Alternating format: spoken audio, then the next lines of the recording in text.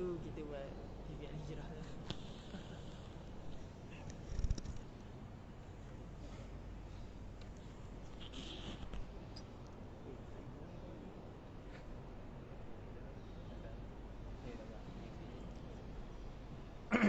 أعوذ بالله من الشيطان الرجيم بسم الله الرحمن الرحيم إن الحمد لله نحمده ونستعينه ونستغفره ونستهديه ونعوذ بالله من شرور أنفسنا ومن سيئات أعمالنا إنه من يهده الله فهو المهتدي ومن يضلله فلن تجد له وليا مرشدا أشهد أن لا إله إلا الله وحده لا شريك له أشهد أن محمدا عبده ورسوله اللهم صل وسلم وبارك على سيدنا محمد وعلى آله وصحبه ومن دعا بدعوته واستنى بسنته وجاهد بجهاده إلى يوم الدين أما بعد طبتم وطاب ممشاكم وتبوأتم من الجنة منزلا السلام عليكم ورحمة الله تعالى وبركاته.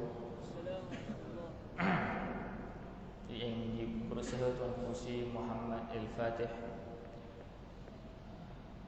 ada pengarah program Saudara Umar, para pensyarah-pensyarah yang hadir, hadirin dan hadirat, pelajar-pelajar Ahlullahi wa Khassatuh, Ahlullahi wa Khassatuh. Ana sendiri berbesar hati dapat hadir ke DQ Darul Quran ini buat kali kedua. Ya, kali pertama hadir pada tahun 2005 rasanya. Masa tu siapa dah lahir? 2005 datang sebagai lawatan, ya. Kalau tak silaplah sekitar tu lawatan ke Darul Quran.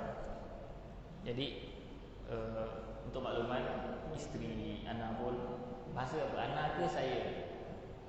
Ana, saya Saya lah saya, isteri saya pun adalah lepasan Darul Quran tahun 2008. Ya, tahun 2008 dia diploma, habis diploma. Alhamdulillah dapat isteri yang hafizah Al-Quran. Alhamdulillah. Sini pun boleh juga, insya-Allah. Jadi alhamdulillah, para hufaz yang dirahmati Allah sekalian, kita sudah berada di dalam penghujung checkpoint menghampiri bulan Ramadan. An Abi Hurairah radhiyallahu anhu أن رسول الله صلى الله عليه وسلم قال الصلوات الخمس والجمعة إلى الجمعة ورمضان إلى رمضان مكفرات لما بينهن ما اجتنبت الكبائر. Solat 5 waktu, Jumaat ke Jumaat, Ramadan ke Ramadan. Ibadah yang berlaku pada setiap hari itu, setiap tempoh itu adalah satu bentuk kafarah. Satu bentuk kafarah ataupun penghapus dosa-dosa yang ada di antara dua ibadah, selagi mana dijauhi padanya dosa-dosa besar. Kerana dosa besar itu hanya boleh dihapuskan dengan taubat. Jadi Allah Subhanahu Wa Taala menjadikan kita ini mempunyai stesen-stesen pensucian diri. Ada dosa yang dihapuskan dengan solat, ya. Ada dosa yang dihapuskan dengan wuduk. Ada dosa yang dihapuskan dengan sedekah. Itu harian. Dan ada dosa yang tak mampu nak dihapuskan dengan, ataupun tak cukup kuat nak dihapuskan dengan solat dan sebagainya. Allah datangkan hari Jumaat, al-yaum, hari ini. Sini semua boleh cakap bahasa Arab kan? Baik. Ani kalimkum Arabi tafhamu kan? Insya-Allah. Amin amin.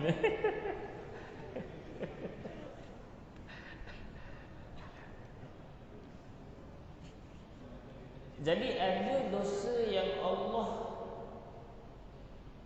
berikan penghapusnya pada bulan Ramadan. Sebab itu kita melalui bulan Ramadan ini dengan hadis yang biasa kita dengar, man qama Ramadan imanan wa ihtisaban ghufira lahu ma taqaddama min dhanbi. La tahtajuna ila tarjamah طبعا. Wa man shama ramadhana imanan wa ihtisaban ghufira lahu ma taqaddama min dhanbi. Wa man qama lailatal qadri imanan wa ihtisaban ghufira lahu ma taqaddama min dhanbi. Seolah-olah pada bulan Ramadan ini ada suatu perkara yang tak ada pada tempat lain. Ada satu hikmah, ada suatu kejadian yang khusus di dalam bulan ini yang menjadikan bulan ini lebih spesial daripada bulan-bulan lain. Allah Subhanahu wa taala menyebut di dalam Al-Quran, wallahu yakhluqu ma yasha'u wa yakhtar. Wa rabbuka yakhluqu ma yasha'u wa yakhtar. Surah apa? Qasas ya. Maka lahumul khiyarah. Kan? Tidak ada, mereka tidak ada pilihan. Jadi Allah SWT menyatakan Allah mencipta sesuatu dan daripada ciptaannya Allah memilih sesuatu. Ada berlaku istifa di situ. Ada berlaku pemilihan di situ. Di kalangan hari Allah pilih hari Jumaat. Di kalangan bulan Allah pilih bulan Ramadan. Di kalangan Nabi Allah pilih Rasulullah SAW. Di kalangan para malaikat Allah pilih Jibril. Di kalangan tanah Allah pilih kota Mekah. Apa dia punya signifikan kehebatannya itu? Kerana disitulah turunnya Al-Quran. Pada bulan Ramadan Al-Quran turun secara sekaligus pada Lailatul Qadar. Al-Quran turun buat kali pertama juga pada bulan Ramadan. Ketika Nabi dipeluk oleh Jibril alaihi salam, pelukan yang kuat itu, pelukan yang memindahkan daripada alam zahir kepada alam ghaib, pelukan yang melayakkan baginda alaihi salatu wassalam untuk menerima wahyu, pelukan Jibril. Itu berlaku pada bulan Ramadan. Jibril dimuliakan kerana Jibril yang menyampaikan Al-Quran, menurunkan wahyu. Rasulullah SAW dimuliakan min baini sairil anbiya kerana Rasulullah SAW turun pada dadanya Al-Quran. Oleh kerana itu, jiwa-jiwa yang wujud padanya Al-Quran adalah jiwa yang paling mulia sekali. Ahlullahi wa khassatuh. Entum ni, entum lah. Entum ni tuan-tuan, ustaz-ustaz, ustazah-ustazah adalah nyawa kepada umat Islam. Dengan jiwa-jiwa kita, Allah Subhanahu Wa Taala mewariskan agama kepada manusia yang seterusnya.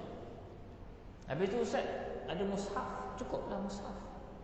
Habis dah mushaf tu, siapa yang nak ajar bacanya? Siapa yang nak mengajar tajwidnya? Buku ada, cukuplah. Macam mana nak betul sebutannya? Sa ke sa? Sudah. Ain ke ain? Sudah. Siapa nak mengajarnya? Akhirnya manusia juga adalah sumber prima kepada Al-Quran. Jadi jiwa-jiwa yang ada di depan anak ini adalah jiwa-jiwa manusia yang paling mulia sekali di sisi Allah Subhanahu Wa Taala. Jadi jangan rasa down, wala tahinu wala tahzanu. Jangan rasa sedih, jangan rasa inferior. Rasalah tinggi di sisi Allah, bukan nak kata ujub atau riak. Rasalah nikmat Allah pada kita, pada entum ini yang memikul Al-Quran di dalam dada-dada masing-masing. Kembali kepada kenapa Al-Quran ini menjadi yang memuliakan semua. Dan juga kenapa bulan Ramadan diturunkan Al-Quran dan disyariatkan berpuasa. Kita boleh lihat, semua sini hafal surah Ar-Rahman. Hafal? Ayat pertama. Ayat pertama apa? Bismillah bukan sebahagian daripada ayat kecuali Al-Fatihah lah, dan surah An-Naml. Ayat pertama adalah Ar-Rahman. Ar-Rahman. Saya nak sebut pun takut salah makhraj. Kat sini semua hebat-hebat belaka. Kan kiraat-kiraatnya apa semua. Kan? Ar-Rahman. Kemudian khalaqal insan. Ha? Betul. Alamal Quran. Betul kan? Bukan khalaqal insan. Saja je nak test. Jadi Ar-Rahman 'allamal Quran khalaqal insan 'allamahul bayan. Ar-Rahman, Tuhan yang Maha Pengasih. Rahmat Allah Ta'ala ini meliputi semua. Semua benda adalah rahmat Allah Ta'ala, secara langsung, secara tak langsung. Tetapi Allah Subhanahu Wa Ta'ala menyebut rahmatnya yang utama di dalam surah Ar-Rahman. Apa benda? Penciptaan ke? Bukan. Allah Subhanahu Wa Ta'ala memulakan surah Ar-Rahman dengan namanya, dan tidak ada nama yang diberikan kepada Allah Ta'ala selain daripada Ar-Rahman sekiranya dimutlakkan. Faham dimutlakkan? Dekat dalam Al-Quran tak pernah sebut Huwal Malik, tak ada. Tak pernah sebut Ar-Rahimu 'alal 'arsy istawa, tak ada. Ar-Rahmanu 'alal 'arsy istawa. Nak kata sifat yang paling dominan kepada Allah Subhanahu Wa Taala adalah rahmat. Sebab itu diitlakkan Rahman. Sebab itu nama di dalam Islam tidak boleh dinamakan seseorang itu Rahman. Abdul Rahman boleh, Rahman tak boleh. Rahim boleh, Rahim Alim Malik boleh, tapi Rahman tak boleh. Rahman ismun khasun, isim yang khusus kepada Allah Ta'ala, kerana Rahman membawa maksud yang dipenuhi rahmat secara keseluruhan.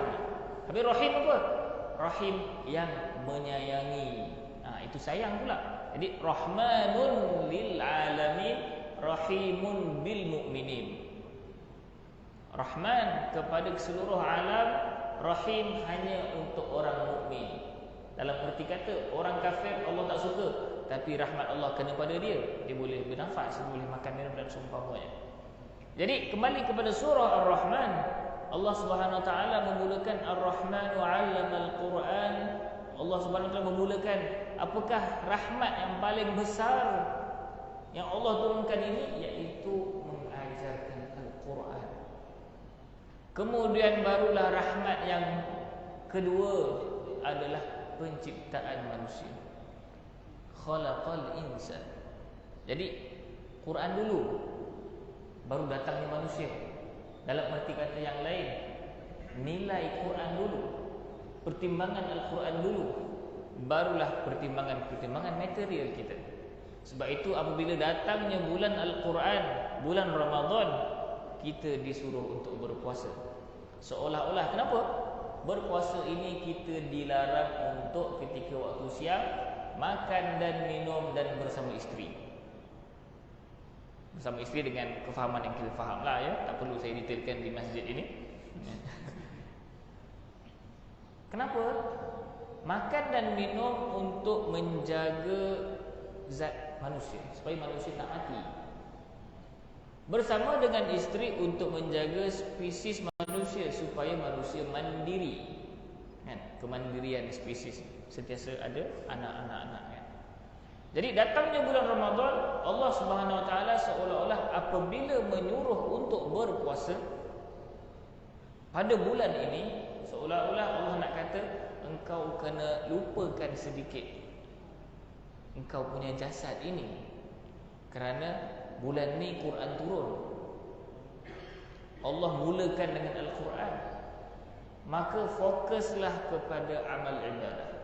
Fokuslah kepada memperbaiki hubungan dengan Al-Quran. Fokuslah kepada perkara-perkara yang bukan kehendak syahwat. Dan benda tu pun sekejap je, 8 jam. Ada 8 jam. Daripada pukul 6 suku sampai 7.30, 13 jam lah.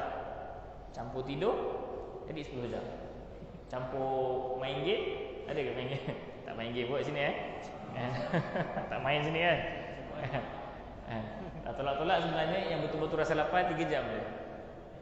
Sebab itu ketika saya di Mesir dulu, Mesir puasa bermula kadang-kadang pukul 3.30. Sahur, iftar pukul 7.30. Berapa jam puasa tu? 14 jam. Lebih kurang lah. Bukan 14 jam. 16 jam. Kan? Jadi orang kata, lama betul puasa kat Mesir ni. Tetapi orang Mesir lepas subuh dia tidur, bangun pukul 12. Jadi sebenarnya puasa bermula daripada pukul 12 sampailah pukul 6 jam je. Ngelak dia lah. Tapi bukan semua lah. Maknanya kadang-kadang student-student kat situ, waktu-waktu musim panas ketika mana berpuasa, begitu. Jadi mengelak sikit lah. Nak kata sebenarnya waktu puasa ni sebenarnya yang kena tahan kita punya diri kita daripada makan dan minum ni sekejap je. Tapi tujuan dia adalah Allah Subhanahu Wa Taala nak minta, nak memaksa untuk kita melupakan sekejap kehendak jiwa kita, kehendak nafsu kita. Seolah-olah keperluan, bukan keperluan pun, kan, keinginan kan. Tahan saja keinginan kerana Allah nak suruh kita buka benda lain, buka perkara lain. Sebab itu apabila datangnya bulan Ramadan, Rasulullah sallallahu alaihi wasallam, dia baginda alaihi salatu wasallam, dahsyatnya baginda dengan amalan ini, mengulang Al-Quran, memberi sedekah, memberi makan, berqiyamul lail, beriktikaf. 10 malam akhir tak jumpa isteri. Maknanya tak bersama dengan isteri. Ya. Pada waktu baginda alaihi salatu wasallam, tahun baginda alaihi salatu wasallam wafat, 20 hari iktikaf. Panjang. Pada baginda alaihi salatu wasallam tahun wafat, mengulang Al-Quran ketika Ramadan bersama dengan Jibril 2 kali round. Jadi itu adalah menunjukkan bahawa Ramadan ini mahukan sesuatu daripada kita. Kita mungkin nak sambut Ramadan, kita beli baju baru, bagus. Kita buat jadual, bagus. Kita buat apa lagi? Bagus. Kan? Maknanya segala bentuk penzahiran perasaan gembira dengan datangnya bulan Ramadan adalah perkara yang bagus. Tetapi satu persoalan, adakah itu yang Ramadan nak kat kita? Adakah itu yang Ramadan nak kat kita? Semua mendakwa bahawa kita semua mencintai Ramadan, tetapi adakah Ramadan mencintai kita? Wa kullun yad'i waslan bi Laila wa Laila la tuqirru lahum bidzaka idza ishtabaka dumu'un fi hududi tabayyana man baka mimman tabaka. Faham? Dan semua orang mendakwa dia ada connection, dia mencintai Laila. Laila ni apa pula? Ada orang nama Laila di sini. Laila ni adalah dalam kisah Laila dan Qais, dalam perumpamaan kisah-kisah Arab lah. Kan, Laila ni wanita yang cantik apa semualah dalam mereka punya kisah tu. Jadi dikatakan semua orang mendakwa dia ni suka Laila, dia ni mencintai Laila, tetapi Laila tidak pernah pun mengiktiraf perkara tersebut. Apabila Laila meninggal dunia dan pada ketika itu air mata berjujuran di pipi, barulah jelas siapa yang benar-benar menangis dan siapa yang buat-buat menangis. Nak kata sebenarnya kita ni kata kita cinta Ramadan, tapi Ramadan tak kisah pun dengan kita. Ramadan tak ada apa-apa pun dengan kita. Sebab itu di dalam menyambut bulan Ramadan, kita kena letakkan tujuan kita bukan sekadar menyambut Ramadan. Kita nak Ramadan nak dengan kita, Ramadan mencintai kita. Apabila kita katakan Ramadan ini bulan Al-Quran, kita pun tanya, Quran ni buat apa kat kita? Al-Quran apa dia buat dekat manusia ni? Dia jadikan kita ni apa? Siapa boleh jawab? Dengan ayat Al-Quran. Al-Quran jadi apa kat kita ni? Kita jadi apa dengan Al-Quran ni? Ha? Awal surah Ibrahim, Bismillahirrahmanirrahim. Alif Lam Ra. Kitabun anzalnahu ilayka litukhrijan nasa minadh dhulumati ilan nuri bi'izni rabbihim ila siratil azizil hamid. Lepas tu? Allahu ke Allahi? Saja. Sini semua hebat-hebat lah. Al-Quran datang kepada manusia di dalam bulan ini untuk mengeluarkan kita daripada kegelapan kepada cahaya.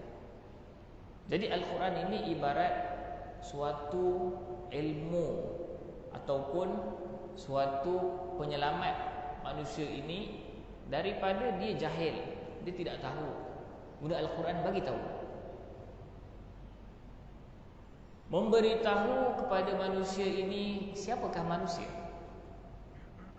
memberitahu kepada manusia ini apakah manusia, dari mana dia datang, kenapa dia ada kat sini, ke mana dia pergi, pemati pergi mana. Siapa ikut kisah mentega terbang? Ikut? Tengok cerita dia? Tak tengok kan? Tengok makotek je. Tengok apa? Orang apa? Potong-potong cerita dia. Persoalan selepas mati, persoalan selepas mati tidak mampu dijawab oleh para saintis, dan hanya mampu dijawab dengan jawapan yang betul oleh Al-Quran. Alam barzakh, syurga ada neraka, ada hisab. Adapun saintis, habis mati habis. Saintis yang tak Islam ataupun Buddhism, lepas mati akan reincarnation dan seumpama. Jadi persoalan-persoalan begini manusia tidak akan mampu menjawab dengan akal dan mata mereka sendiri. Yang hanya memberi jawapan ini adalah Al-Quran. Al-Quran bagi tahu manusia siapakah manusia. Siapakah manusia? Apakah manusia? Kalau tak ada Al-Quran, manusia hidup nampak haiwan, makan, minum, beranak pinak, mati. Kena lenyek, mati. Kemudian ni pula, kerbau pula, makan, minum, bagi susu sikit, mati. Dia rasa aku ni macam tu kot, makan, minum, mati. Al-Quran kata tak, di sana ada nilai yang lain. Sebab itu orang yang tidak ada Al-Quran padanya, dia akan melihat manusia secara zahir sahaja. Al-Quran menyatakan fa idza sawaituhu wa nafakhtu fihi min ruhi faq'u lahu sajidin fasajada al-malaikatu kulluhum ajma'un illa iblis aba an yakuna ma'as sajidin qala ya iblis ma laka alla takuna ma'as sajidin qala lam akul li asjuda li basharin khalaqtahu min salsalin min hama'in masnun. Jadi ayat itu jelas menceritakan bahawa manusia ini hanya, nak kena terjemah ke ayat ni? Tak payah terjemah kan? Faham dah semua kan? Dah isyak dah, sekejap. Biasa kalau kuliah maghrib, isyak dah, ustaz dah, tak rasa dah. Ini kita baru mukadimah.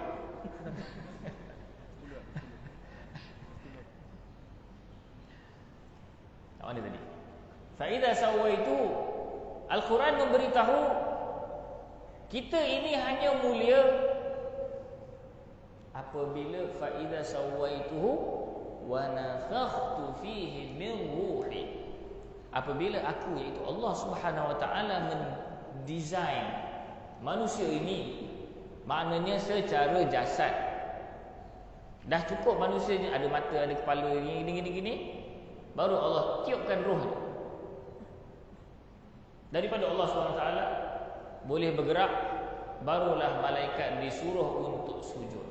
Sujudnya pada malaikat menunjukkan ketinggian dan kemuliaan manusia, bukan kerana tanah yang ada dekat badan kita ini, tetapi kerana roh yang ada pada badan. Roh daripada Allah Subhanahu Wa Taala. Sebab itu bila tanya siapakah anda?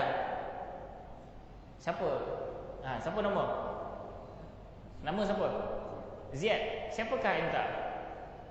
Ziyad lah yang kau tanya. Itu nama enta. Siapakah enta? Apa dia? Tak nak. Basyarun. Itu enta punya jasad. Abdul. Itu salah satulah.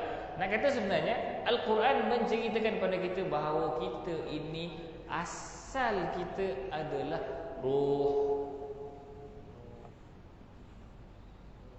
Apa bukti dia? Bukti dia kita semua handsome macam mana sekalipun, cantik macam mana sekalipun, akan tua dan akan mati. Betul? Masuk dalam tanah. Mudah-mudahan kita para hufaz, entuk ni para hufaz ini tidak dimakan di anak-anak. Anak-anak ke? Ulat kan? Anak-anak tak makan kurang kan? Anak-anak makan buku, betul? Dan rumah. Dia tak makan manusia kan? Mudah-mudahan para hufaz wajahnya, tubuhnya kekal tidak dimakan oleh anak-anak lagi, dimakan oleh ulat-ulat. Bila kita mati, kita pergi mana? Kita pergi ke alam barzakh. Roh kita dah tak duduk dalam jasad. Jadi hakikat kita bukannya badan kita. Hakikat kita adalah roh kita. Itu hakikatnya. Al-Quran datang untuk memberitahu hakikatnya yang bertemu dengan Allah Subhanahu wa taala adalah jiwa. Qalb. Qalb ini tempat duduk roh. Roh ini duduk di qalb. Qalb ni dia punya tempat duduk dia. Kita mati, qalb ni kalau terjemah dalam bahasa Melayu jadi jantung ataupun hati. Jantung secara organ, hati secara bahasa. Tetapi juga tidak tepat untuk kita terjemah dalam bahasa Melayu. Jadi kita sebut qalb je, susah nak sebut. Apabila kita mati, jasad kita akan hancur. Al-Quran menceritakan lepas mati kita akan dimasukkan ke dalam alam barzakh. Wa idza fa idza jaa ahadahumul maut qala rabbi irji'un ke irji'un. Hebat sini semua. La'alli a'malu salihan fima tarat. Kalla innaha kalimatun huwa qailuha. Surah apa? Al-Mu'minun ayat berapa? Muka surat berapa? Ni yang masih-masih semua ni memang tahulah. Kan? Hebatlah sini semua insya-Allah. Nak katakan sebenarnya Al-Quran mengajar kita bahawa sebenar-benar utamanya bukannya pada jasad ini. Datangnya bulan Ramadan suruh berpuasa untuk meningkatkan kekuatan roh itu. Tanpa bulan Ramadan, tanpa berpuasa, kita nak makan, kita makan. Kita nak minum, kita minum. Kan? Kita nak buat benda-benda yang membatalkan puasa, kita buatlah benda-benda membatalkan puasa selagi tak haram. Bersama dengan isteri dan seumpamanya. Maknanya ikut kepala kita selagi tak buat benda haram. Jadi pada keadaan biasa, kekuatan roh kita hanya berada pada sempadan halal dan haram. Maknanya roh kita tak besar lagi daripada tu. Untung sikit kita buat puasa sunat, kita solat sunat, akan tinggi sikit level dia. Tapi tak wajib. Jadi semua orang, tak semua buat benda tu. Kan? Datangnya bulan puasa, kena berpuasa. Maka roh diberikan portion dominasi ke atas syahwat manusia. Pendidikan Ramadan menguatkan roh. Kerana apa? Pada ketika itu roh kata kepada syahwat, "Oi, tak boleh makan. Oi, tak boleh ni. Alamak, memang tak boleh makan." Jadi ada dominasi. Tanpa tarbiyah ini, kita hanya berpada pada jiwa yang sederhana. Itu okeylah sederhana kalau tak jatuh. Kan? Sebab itu badan kita ni tuan-tuan, ceramah kat masjid. Tuan-tuan dan puan-puan, badan kita ini ibarat seekor kuda, badan dan nafsu kita. Badan kita untuk digunakan, bukan untuk menggunakan kita. Habis tu kita ni siapa? Kita ni roh. Roh tadi tu. Roh yang kena gunakan badan ini. Roh yang kena suruh badan ini untuk berpuasa, suruh badan ini untuk bertilawah, untuk berqiyamul lail, untuk menangis bermunajat di hadapan Allah Subhanahu wa taala, untuk berzikir berselawat. Roh yang kena suruh. Kalau nafsu kita biarkan, alah 5 waktu cukup lah. Solatkan masjid bukan wajib pun. Maka roh makin lama makin direndahkan kekuatan. Sebab itu bila bulan Ramadan datang, dia adalah satu madrasah. satu bentuk pendidikan yang wajib dilalui oleh seluruh orang yang beriman. Untuk apa? Satu rahmat Allah SWT meninggikan kekuatan roh kita berbanding kekuatan syahwat kita. Menghilangkan pada bulan Ramadan ini segala keterikatan-keterikatan dengan dunia. Nak makan apa, nak beli apa, tak tahulah. Kalau kat sini, perempuan kat sini macam mana kan? Tengok Shopee setiap hari. Ada? Tak tengok kot Tengok Shopee setiap hari. Ni barang murah ni, beli. Mungkin kalau dah berkahwin fahamlah benda tu. Kan? Maknanya suka membeli. Jadi pada bulan Ramadan delete Shopee. Contohlah. Perkara-perkara apps yang nak beli-beli ni, Lazada ke benda ke, mentang-mentang duit dapat beasiswa kan, kita pun belilah. Mak kita pun bagi duit belanja sikit kan, belilah. Ni ada iPhone-nya, ada macam-macam benda gadget-gadget segala bagai, beli. Pada bulan Ramadan ikutlah saranan daripada Rasulullah sallallahu alaihi wasallam, idza jaa syahrul Ramadan futtihat abwabul jannati wa ghulliqat abwabun nari wa suffidatis syayatinu ataupun wasul silati syayatinu wa nada munadin ya baghiyal khairi aqbil wa ya baghiyasy syarri aqsir. Apabila datangnya bulan Ramadan, kita terjemahkan. Dah sebenarnya faham. Datangnya bulan Ramadan akan terbuka segala pintu syurga, la yughlaqu minha babun, tidak tertutup satu pintu pun. Dan tertutup pintu neraka, la yuftahu minha babun, tidak ada satu pun daripada pintu neraka terbuka kerana semua tertutup. Dan ada suara daripada langit yang mengatakan, wahai orang-orang yang mahukan kebaikan, mari ke sini.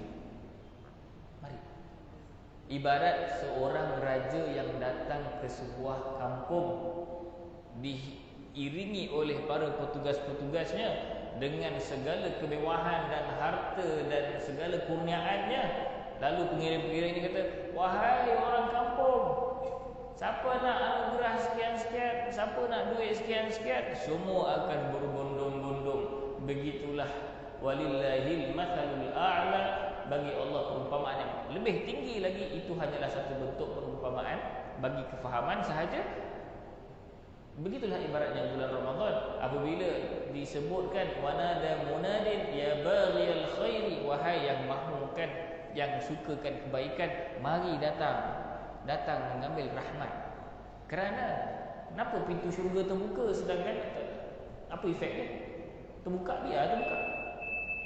Efeknya adalah apabila pintu syurga terbuka, tempias rahmat kena pada penduduk bumi. Pintu neraka tertutup, tempias azab terhalang daripada penduduk bumi. Seolah, dan syaitan juga diikat, seolah-olah waktu Ramadan, bulan Ramadan ini bulan yang juga diraikan di langit. Ingat malaikat tak ada kalender. Ingat syurga neraka tak ada kalender. Kat syurga 7 hari juga. Sudah ustaz. Ada sukul Jumaat, pasar Jumaat di syurga. Allah menjadikan bumi dan langit dan bumi selama 6 hari. Maknanya ada hari. Jadi kat situ walaupun hari itu di luar kita punya pengiraan, tapi maknanya ada kalender. Samalah juga kalender Ramadan ini dilalui, bulan Ramadan ini dilalui oleh penduduk langit dan penduduk bumi. Meraihkan bulan Ramadan. Jadi kita yang ada di sini menghampiri bulan Ramadan ini, buat persiapan yang sebaiknya agar kita boleh mendapat sebanyak mungkin rahmat. Walillahi utaqa'u minan nari, dan bagi Allah Subhanahu wa taala ada pada setiap malam itu orang-orang yang terlepas daripada api neraka. Wa dzalika kullu lailah, dan setiap malam ada begitu. Jadi di dalam bulan Ramadan ini, apabila kita kata dikuatkan roh ini, direndahkan ataupun ditutup sedikit sebanyak kehendak syahwat, apa yang berlaku pada kita? Apa yang berlaku pada kita? kita akan menjadi orang lain. Kita akan menjadi orang lain, tuan-tuan dan puan-puan. Selama ini kita hanya melihat makan dan minum sebagai makan dan minum. Berlalunya Ramadan, kita mula terbuka hijab. Sudah terbuka hijab. Terbuka hijab apa? Ini daripada Allah Ta'ala. Siapa dengar rakaat pertama tadi? Imam baca surah apa?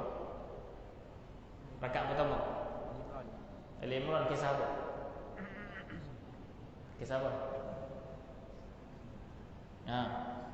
Kullama dakhala 'alayha Zakaria al-mihrab wajada 'indaha rizqa qala ya Maryam anna laki hadha qalat huwa min 'indillah.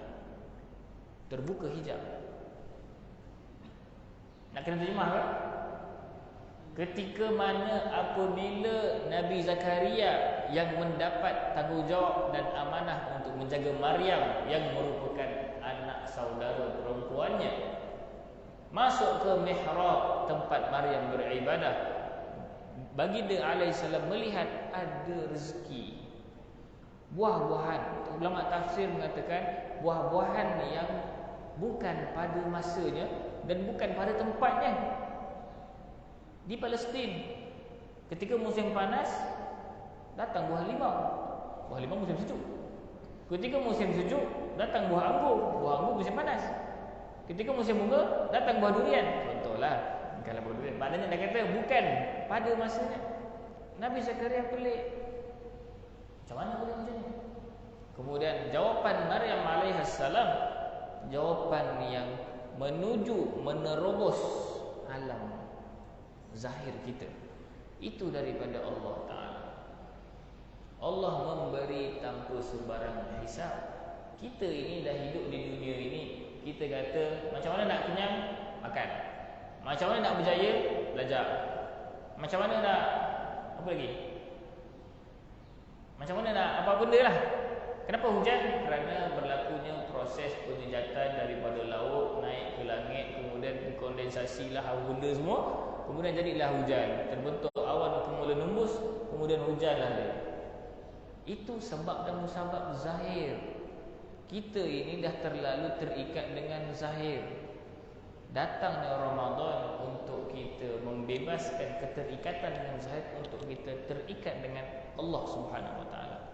Sebab itu apa yang berlaku kepada Nabi Zakaria setelah melihat Maryam alaihissalam mendapat buah yang bukan pada masanya, dan Maryam mengatakan bahawa Allah Subhanahu Wa Taala memberi rezeki tanpa hisab.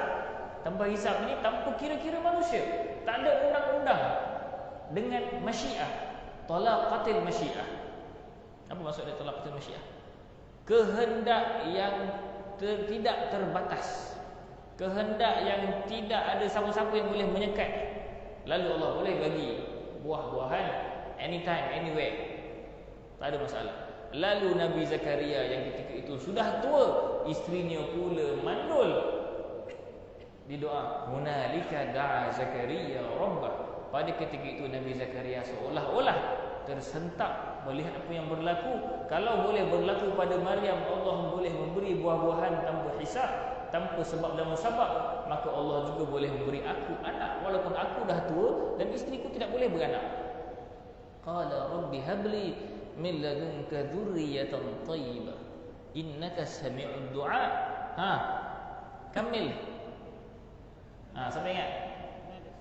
Fanadathul malaikatu wa huwa qa'imun yusalli fil mihrab.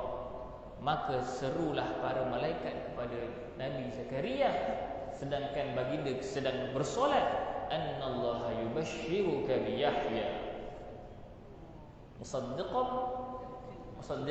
ke musaddiqan, itbaq ke furjah. Yang masyhur di Malaysia furjah, tapi anak belajar itbaq, tak kisahlah mana-mana. Antum belajar qiraat pun boleh. Tahu furjah itbaq. Itbaq ni dapat musaddiqan bi kalimatin minallah. Furjah bukan musaddiqan bi kalimatin minallah. Jadi Allah turunkan malaikat untuk bagi tahu kabar gembira kepada Zakaria bahawa engkau akan dapat anak. Bila berlaku benda tu? Apabila Nabi Zakaria berdoa di mihrab, maka hijab terbuka. Dia mendapat satu benda yang di luar sebab. Sedangkan isterinya mandul dan dia sudah tua. Jadi di situ kita nak, dengan Al-Quran ini akhirnya membawa kita bukan sekadar hidup dengan apa yang kita nampak, tapi kita juga hidup dengan apa yang kita tak nampak. Kita hidup dengan para malaikat. Nabi SAW suatu hari, seorang sahabat namanya Hanzalah, dia kata kepada Sayyidina Abu Bakar, nafaqa Hanzalah, nafaqa Hanzalah, telah munafik Hanzalah, telah munafik Hanzalah. Nak ambil dah masa, banyak masa lagi. Abu Bakar dengar, apa hal kau cakap macam ni Hanzalah? Abu Bakar Siddiq radhiyallahu anhu, kenapa kau cakap munafik? Lalu Hanzalah kata, aku bila jumpa Rasulullah, aku rasa bersemangat. Rasul macam nampak syurga neraka lah, ibarat. Apabila jumpa keluarga aku, tengok Netflix, Omar dan Hana, Didi and Friend. Ya, hilanglah, tone down, slow-slow lah. Jumpa Rasulullah macam nak baca Quran 3 juzuk straight, balik rumah setengah ke. Contohlah Abu Bakar kata, aku pun macam tu, munafik aku ni. Lalu Rasulullah SAW, lalu mereka pun bertemu dengan Rasulullah sallallahu alaihi wasallam. Lalu Rasulullah SAW bila mendengar permasalahan itu telah disampaikan kepada baginda alaihi salatu wasallam, seperti mana yang disebut kepada Abu Bakar oleh Hanzalah. Dia mengadu masalah dan Rasulullah menjawab. Lalu Rasulullah jawab, "Lau kuntum kama takununa 'indi, lau kuntum kama takununa 'indi, la safahatkumul malaikatu fit turuqat."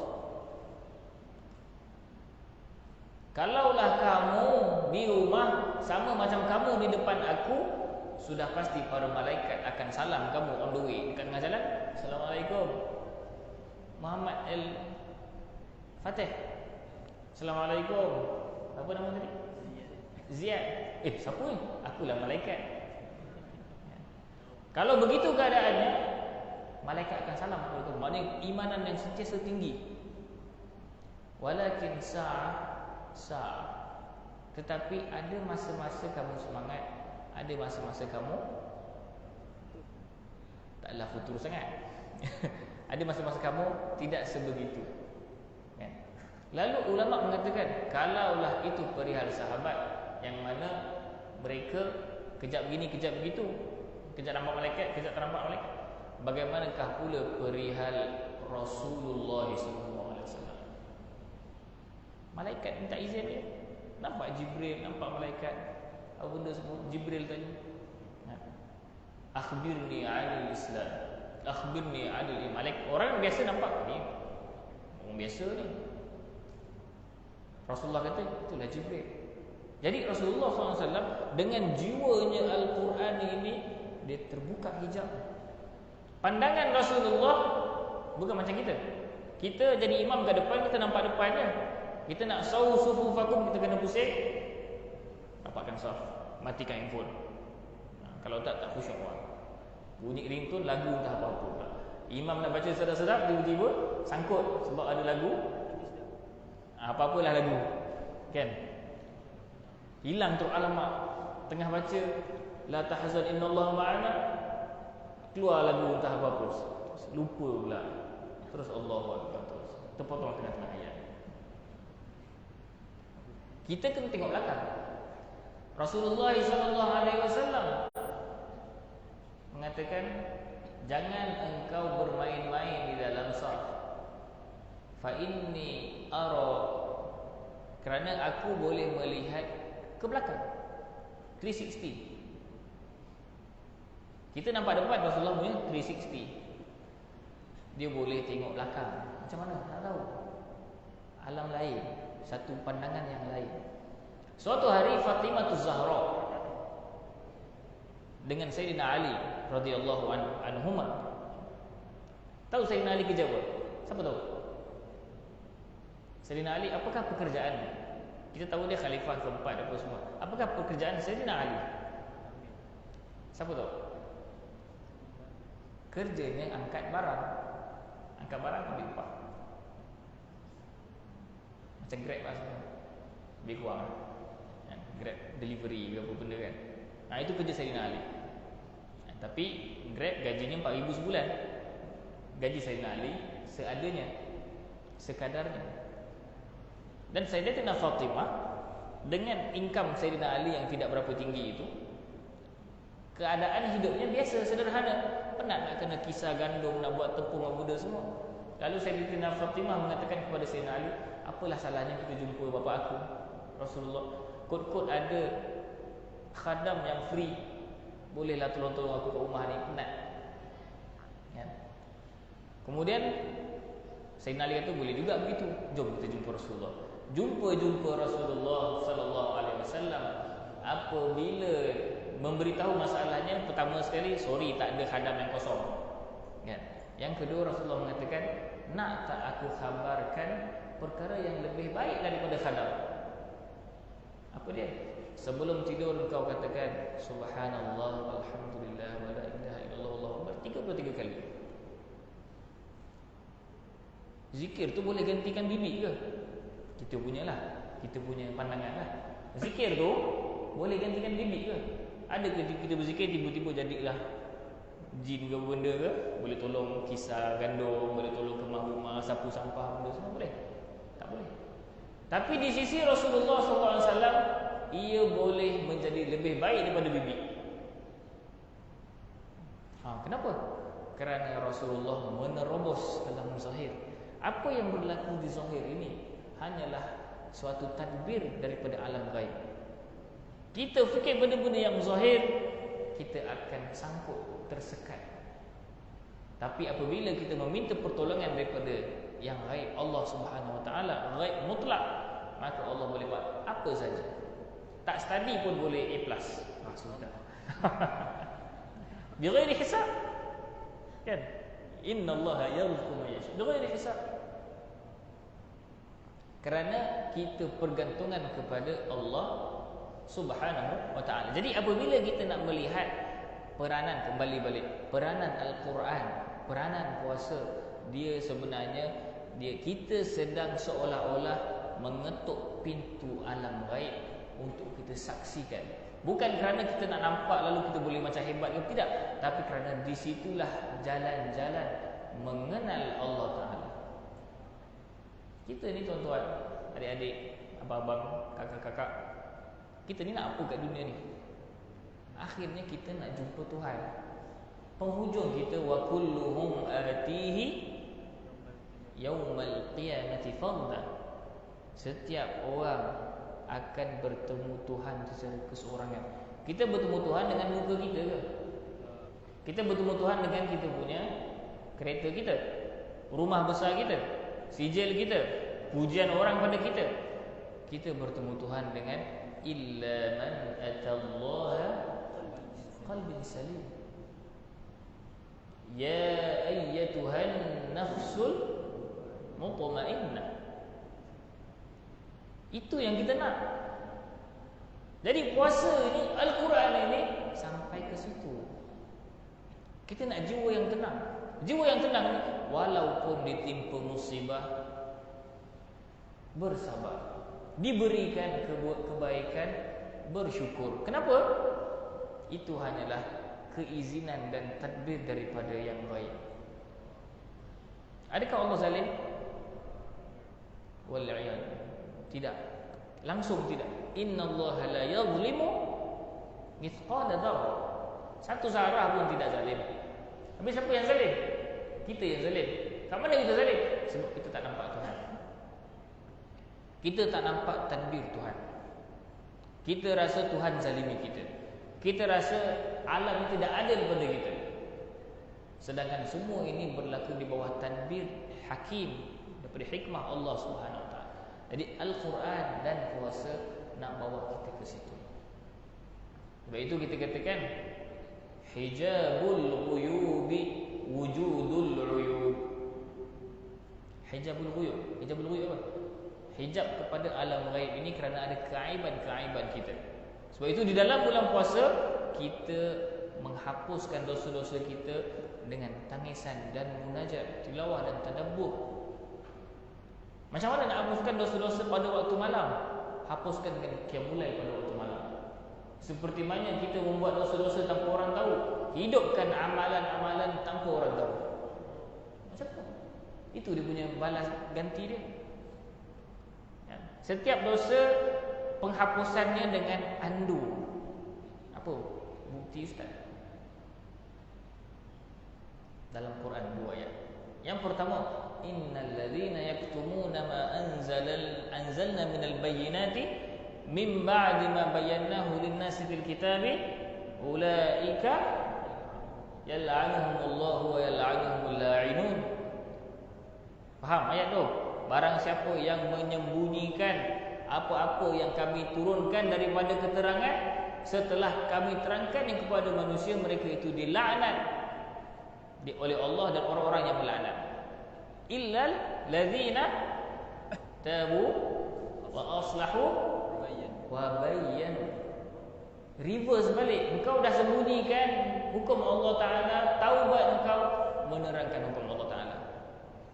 Munafik pula, innal munafiqina fid darkil asfali minan nar wa lan tajid lahum nasira illa alladhina tabu wa aslahu wa atasamu billah wa akhlasu. Munafik ubat dia ikhlas. Sebab munafik ini hipokrit, dia nak kepentingan diri. Ubatnya ikhlas. Menyembunyikan ubatnya terangkan. Dosa disembunyikan, ubat dosa itu adalah taat-taat yang disembunyikan. Bulan Ramadan datang untuk kita hidupkan perasaan-perasaan itu. Apabila kita menjadi insan yang begitu, jiwa yang stabil itu, nafsul mutmainnah, qalbun salim, dengan tarbiyah Ramadan ini, jiwa yang hebat itu barulah boleh masuk ke dalam peperangan medan perjuangan. Sebab itu peperangan banyak yang hebat-hebat berlaku dalam bulan Ramadan. Peperangan Badar, Fathu Makkah, pembukaan kota Andalus, pembukaan Palestin, Ma'rakatul Hattin yang dipimpin oleh Salahuddin Al-Ayyubi, mengalahkan tentera Mongol ke peperangan Ain Jalut yang dipimpin oleh Saifuddin Qutuz di Mesir. Semuanya bulan Ramadan. Kerana apa? Mereka yang menyertai peperangan itu sudah melepasi tarbiyah puasa. Sebab itu di dalam kisah Talut dan Jalut, apa Talut dan Jalut? Tahu kisah Talut dan Jalut?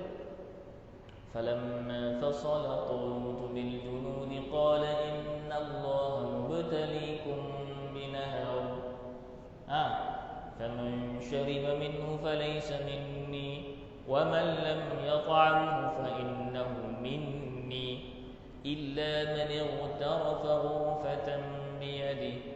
Apabila Talut telah menghimpunkan tentera-tenteranya melawan Jalut, nak masuk Palestin, apa yang berlaku? Talut kata, Allah akan menguji kamu wahai tenteraku untuk melalui sebatang sungai. Siapa-siapa yang minum daripada sungai itu, minta maaf, kamu akan dikecualikan daripada peperangan.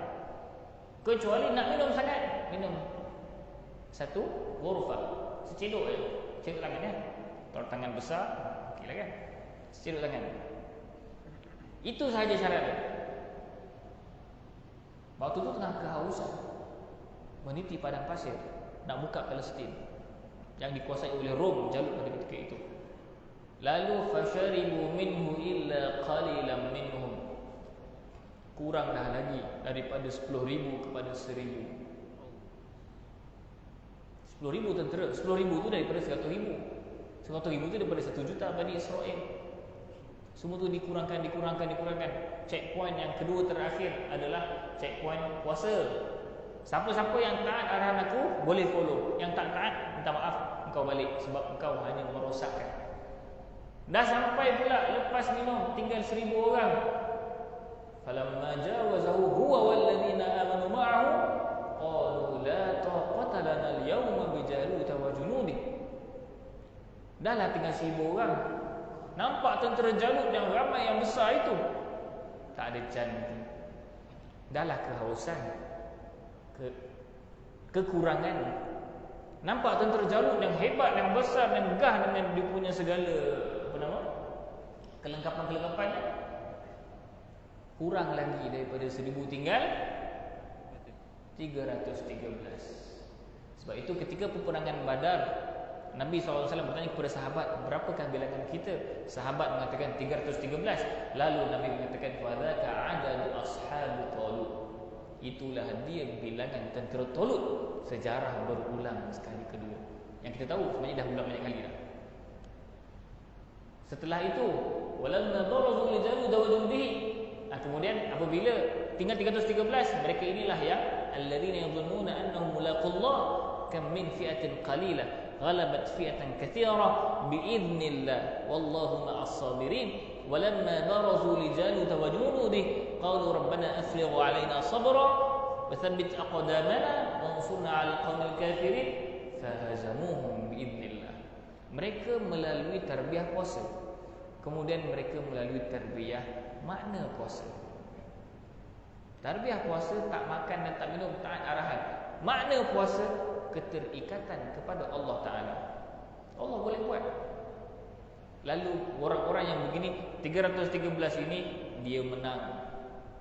Jadi tujuan puasa nak melahirkan tentera-tentera yang akan memenangkan agama. Niat kita begitu, walaupun kita kat DQ kan, Darul Quran ni nak exam apa benda semua, niat kita begitu, setiap kali jawab exam dah dapat pahala jihad. Mati ketika jawab exam, mati syahid, insya-Allah. Kalau niatnya betul.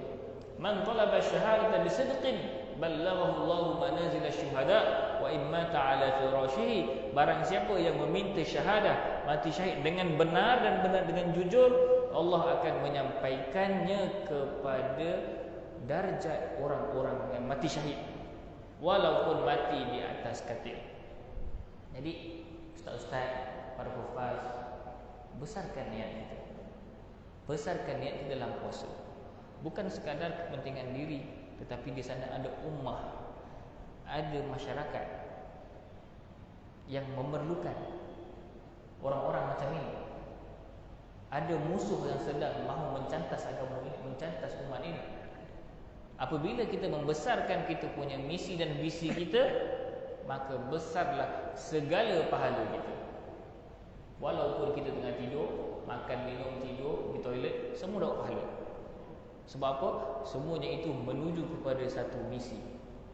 Misi menegakkan kalimah dan agama Allah Subhanahu wa ta'ala. Jadi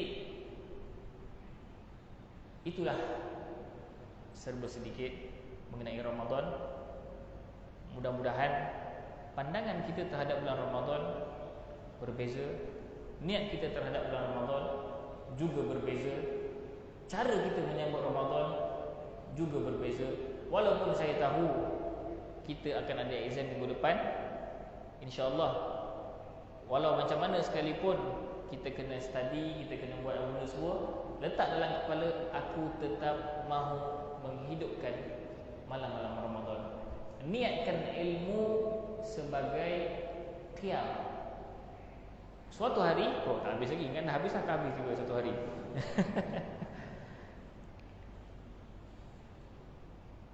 Adat para sahabat lepas isyak dia tidur sebab nak bangun qiyamul lail. Jadi suatu hari Abu Musa al-Ash'ari mengetuk pintu rumah Sayyidina Umar. Kemudian Sayyidina Umar kata, apa cerita kau ketuk malam-malam ni, kau buat apa dah ni? Kan? Lalu Abu Musa al-Ash'ari radhiyallahu anhu, seorang sahabat, mengatakan, wahai Sayyidina Umar, ini perihal ilmu, al-fiqh, ilmu. Sayyidina Umar kata, fiqh, ilmu, jom masuk. Bersembang, nak masuk waktu subuh. Sikit lagi nak masuk waktu subuh. Lama sangat bincang pasal ilmu ni. Bukan sembang kosong, pasal ilmu, pasal hadis, pasal Al-Quran, penerangkan ayat Al-Quran, mungkin masalah-masalah yang ada, fatwa dan seumpamanya. Lalu Abu Musa al-Ash'ari, wahai Umar, wahai Amirul Mukminin, apalah salahnya kita mengambil sedikit masa untuk kita solat 2 rakaat sebelum azan, dapatlah pahala tahajud. Kemudian Umar mengatakan, wahai Abu Musa, bukankah kita ini sedang solat? Wahai Abu Musa, ya Abu Musa, alasna fis salat? Bukankah kita ini sedang solat? Jadi makna solat di sisi Umar itu bukan sekadar Allahu Akbar, Bismillahirrahmanirrahim. Bukan itu saja.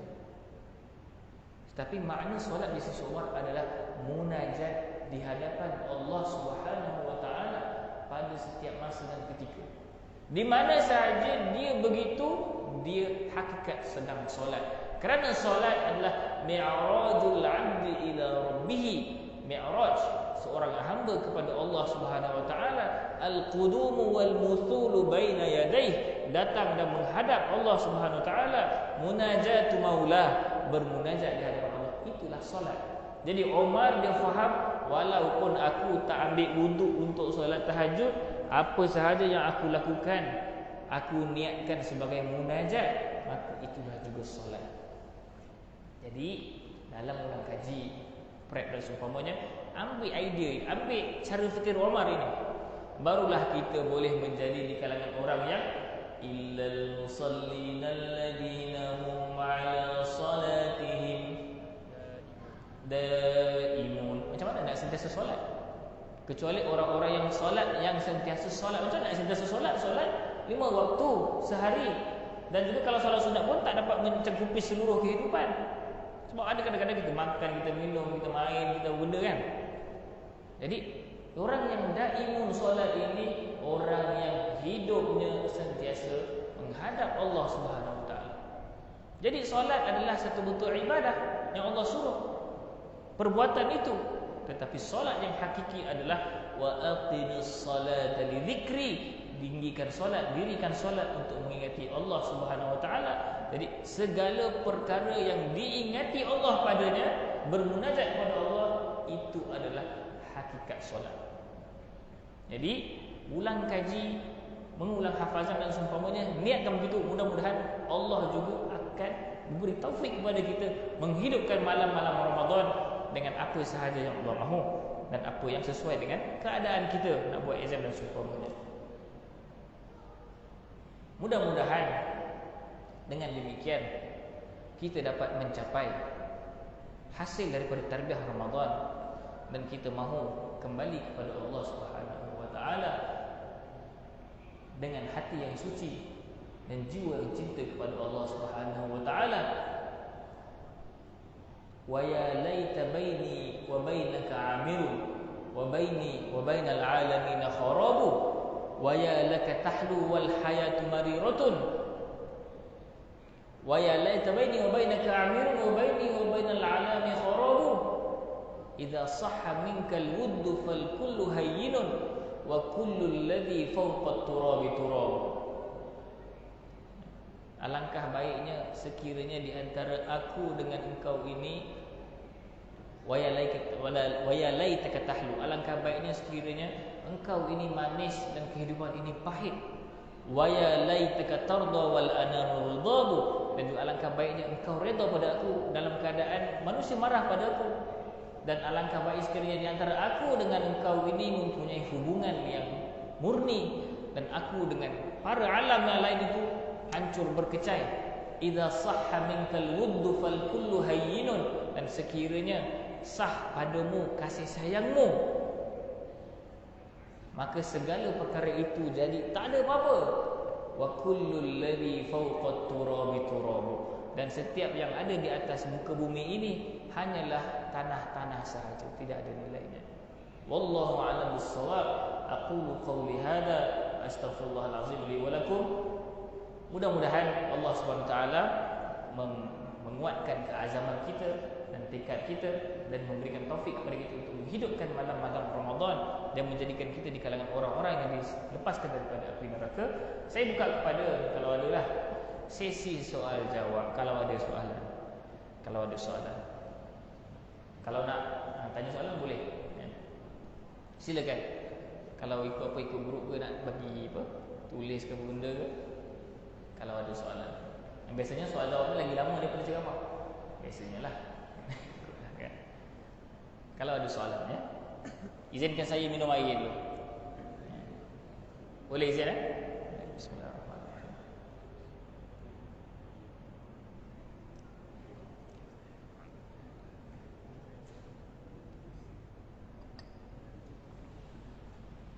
Soalan? Silakan. Nama? Firdaus, masya-Allah. Jannatul Firdaus nuzula. Allahumma rzuqna min ahli jannah. Wa ja'alna min ahli jannah.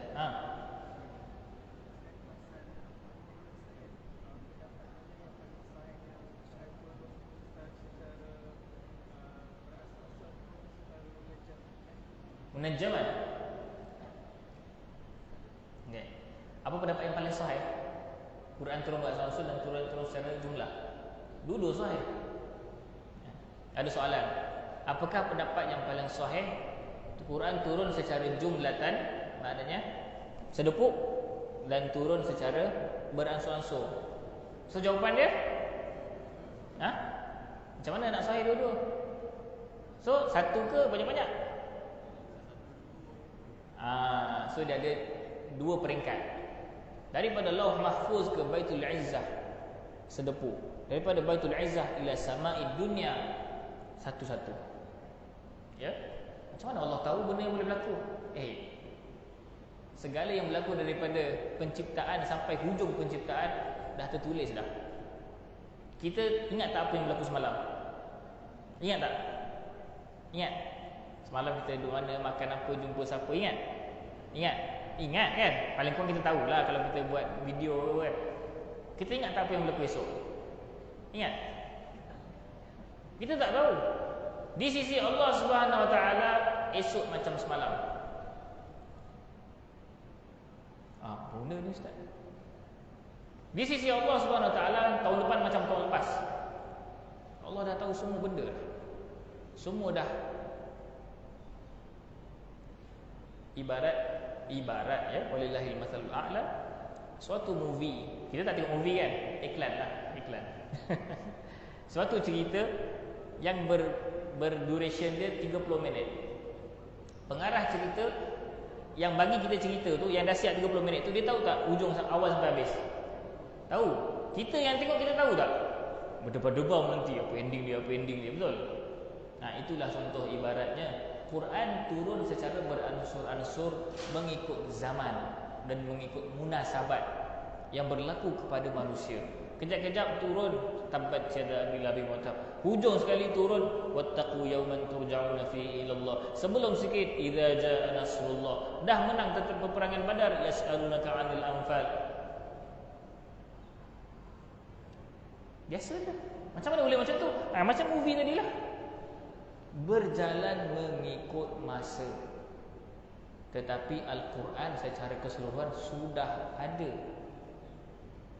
di Baitul Izzah. Dan sekarang ni dah habislah semua turun. Jadi begitu dia punya syarahan dia. Kita ni, kita pun begitu. Sebab itu bila kita ada Quran, kita tahu cheat code kehidupan. Quran dah bagi tahu dah mulanya, akhir macam mana, nak menang macam mana, nak masuk syurga macam mana, dah ada dah semua cheat code tu. Kita kena buat. Wallahu a'lam bissawab. Ada lagi soalan? Silakan. Tidur ni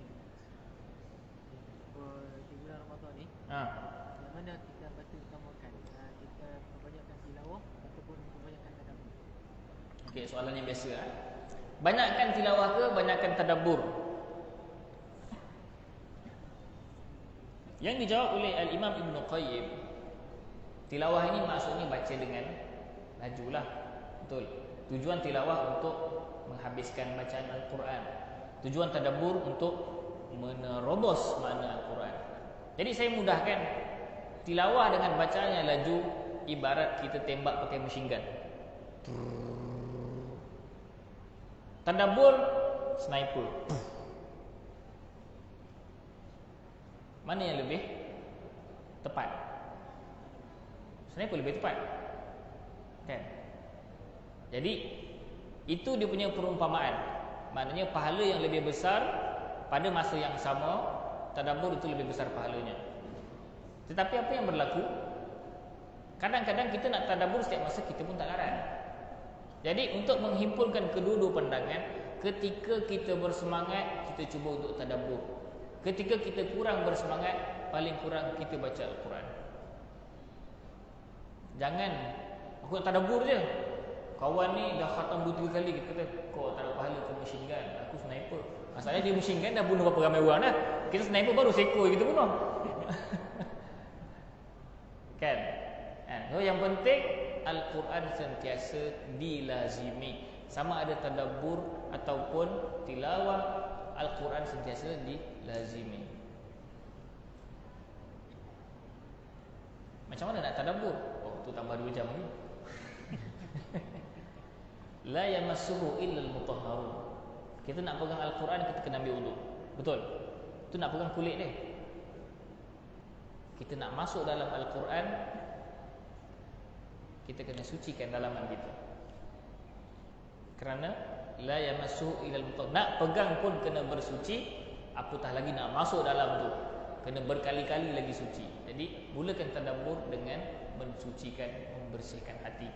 Mudah untuk kita memahami mesej-mesej Al-Quran. Sebab hakikatnya Al-Quran signalnya sentiasa sampai kat kita. Bezanya kita tak rasa sebab kita terhijab dengan dosa-dosa kita. Wallahu a'lam bissawab. Ada soalan lagi? Manat, apa soalan dia? Pergi. Ke nak baca?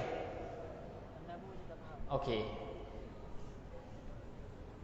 Nanti bila hantar kahwin tak faham. Dia tanya apa soalan dia? Dia kata anak pun tak faham. Nanti hantar kahwin tak faham. InsyaAllah. Sebab wanita memang sukar difahami. Sebab kita daripada dua makhluk yang berbeza. Okey, tak apa. Assalamualaikum warahmatullahi wabarakatuh. Maaf nak tanya, macam mana nak memperbanyakkan amalan dalam bulan Ramadan, tapi dalam masa yang sama nak istiqamah biar sebulan tu amalannya berterusan, bukan sekali banyak tapi takut banyak lumpur. Jazakallah khairan. Maknanya bagaimana nak istiqamah supaya selepas Ramadan diteruskan semangat itu. Jadi sebab itu di antara petanda amalan diterima adalah amalan itu diteruskan. Barang siapa yang berpuasa bulan Ramadan penuh, maka tambah puasa 6. Barang siapa yang qiyamul lailnya penuh, maka selepas Ramadan cuba untuk ada wirid qiyamul lail. Jadi benda ini adalah perkara yang proses yang berterusan.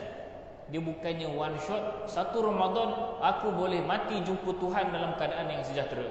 Dia tak macam tu, tuan-tuan yang mulia. Tuan-tuan yang mulia, dia adalah proses.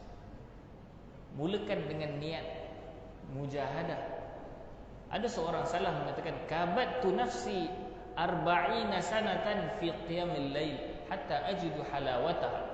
Aku berperang dengan jiwa nafsu aku ini selama 40 tahun untuk berqiyamul lail, barulah aku dapat rasa manis yang qiyamul lail. 40 tahun. Kita ni baru balik 10 tahun dah rasa macam mana nak dapat khusyuk semua. Kuat dulu, kan? Jadi mulakan dengan langkah yang betul dan dia memang kena ada proses. Siapa pandai berenang kat sini? Siapa pandai berenang? Ramailah orang pandai berenang. Siapa boleh berenang 1 kilometer? Mungkinlah ada boleh berenang 1 kilo. 2 kilo boleh? Mungkin ada. 2 kilo straight tak berhenti kan? Macam mana nak sampai macam tu? Istilahnya hours in training.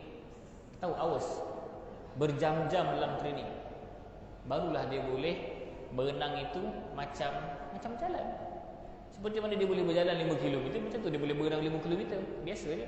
Bezanya nafas kalau berenang keluar ikut hidung, ambil ikut mulut. Kalau berjalan ambil masuk ikut hidung, keluar ikut mulut. Itu je terbalik dua tu. Tapi bila dah biasa, macam tak ada apa-apa. Demikianlah juga pada ibadah. Ibadah yang sudah dibiasakan akan menjadi kebiasaan. Nak biasakan itu yang memakan masa. Nak dapat kemanisan pula memakan lagi banyak masa dengan taufik Allah Subhanahu Wa Taala. Jadi sebenarnya istiqamah ini tak ada cara. Cara dia buat je. Dia bukannya kalau buat macam ni saya akan istiqamah. Tidak. Nabi SAW pun beruban kepalanya memikirkan ayat fastaqim kama umirta. Maka beristiqamahlah seperti mana yang engkau disuruh. Qala syayyabatni hudun wa akhawatuha. Aku telah diubankan dengan surah Hud dan juga ayat-ayat yang lain yang berkenaan. Sebab apa? Nak fikir pasal istiqamah ni berat, susah. Sebab apa? Melihat proses yang panjang untuk mencapai keadaan yang default setting kita seorang yang mengutamakan akhirat, seorang yang mencintai Allah, seorang yang suka kepada solat, suka puasa, suka sedekah. It takes time, brother and sister. Dia memerlukan masa. Jadi husnuzon dengan Allah, buat perancangan, mujahadah dan teruskan. Jatuh sikit-sikit biasa, kita manusia. Tapi yang penting kita nak pergi mana, itu yang lebih besar patut kita fikirkan. Wallahu a'lam. Ada lagi soalan?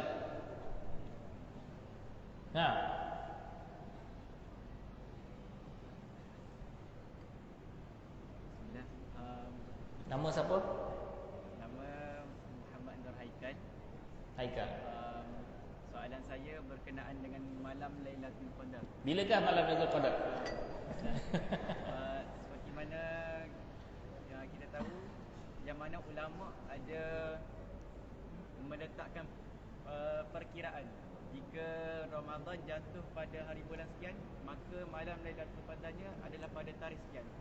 Jadi jika Ramadan pada hari sekian, Imam Al-Ghazali. Okey. Jadi adakah itu perkiraan yang tepat ataupun sekadar pendapat ulama? Dan satu lagi, adakah perbuatan dosa pada malam Lailatul Qadar turut digandakan sebanyak 1000 bulan? Okey. Soalan pertama, adakah Lailatul Qadar betul kiraan seperti mana yang disebut oleh Al-Imam Al-Ghazali rahimahullah, yang mengatakan sekiranya pada malam Isnin maka jatuh pada hari kesekian, pada malam Selasa maka jatuh pada hari malam sekian, pada malam sekian, pada malam sekian. Itu adalah cerapan dan pengalaman Al-Imam Al-Ghazali. Nak guna boleh, tak guna pun tak apa. Tahu tak pendapat apa yang paling tepat? Pendapat yang paling tepat sekali, Lailatul Qadar adalah pada setiap malam. Itu paling tepat sekali. Sebab apa? Sebab kita akan beribadah pada setiap malam. Kita akan bermujahadah pada setiap malam. Itu paling tepat. Yang tepat itu Allah nak kat kita, bukan apa yang kita nak kat Tuhan. Boleh? Pandangan yang baru. Ke pandangan yang baru mana? Sebab hikmah dirahsiakan Lailatul Qadar sama seperti hikmah dirahsiakan mati, hikmah dirahsiakan kiamat. Kalau kita tahu kita mati bila, katakan malaikat Israel jumpa kita dan Muhammad Al-Fatih, ketahuilah tarikh kematianmu pada tahun sekian. Kita pun 3 tahun lagi, lepak lu kan, buat jahat lu, tapi bukan yang taklah orang lain lah. Kenapa dirahsiakan takdir dan nasib kita? Kita ahli syurga atau ahli neraka? Kita tahu dua-dua pun takdir itu akan merosakkan kita. Kalau kita tahu kita ahli syurga, apa kita buat? Buat apa aku buat baik? Aku dah ahli syurga kot. Buat jahat je lah, dah ada confirm masuk syurga. Kalau kita tahu kita ahli neraka, apa kita buat? Aku dah ahli neraka, na'udzubillah. Buat jahat je lah. Jadi pengetahuan terhadap rahsia Allah Ta'ala merosakkan kita. Sebab itu Allah mengibhamkan, menghilangkan pengetahuan itu, sebab Allah nak kita seorang hamba yang sentiasa bermujahadah. Itu dia punya hikmah dia. Jadi sebab tu anak kata yang paling tepat yang Allah nak malam itu pada setiap malam, supaya setiap malam kita bersungguh-sungguh, setiap malam kita berusaha. Macam Lailatul Qadar kan, semalam Lailatul Qadar, malam ni pun Lailatul Qadar, 30 kali Lailatul Qadar, tak ada masalah kan. Lailatul Qadar di sisi kita dengan Allah Ta'ala. Sebab Lailatul Qadar ini yang Allah sebut 1000 bulan, yang Allah tak sebut berjuta-juta bulan. Boleh berlaku innallaha yarzuqu man yasha'u bighairi hisab. Masyiatullahi taliqah. Tidak ada apa-apa yang mengikat. Ada orang menghidupkan malam bukan Lailatul Qadar, tapi masuk syurga lagi awal daripada orang yang hidupkan Lailatul Qadar. Kenapa? Dia dengan Allah Ta'ala, Allah bagi syarat khusus kerana hubungan yang khusus. Jadi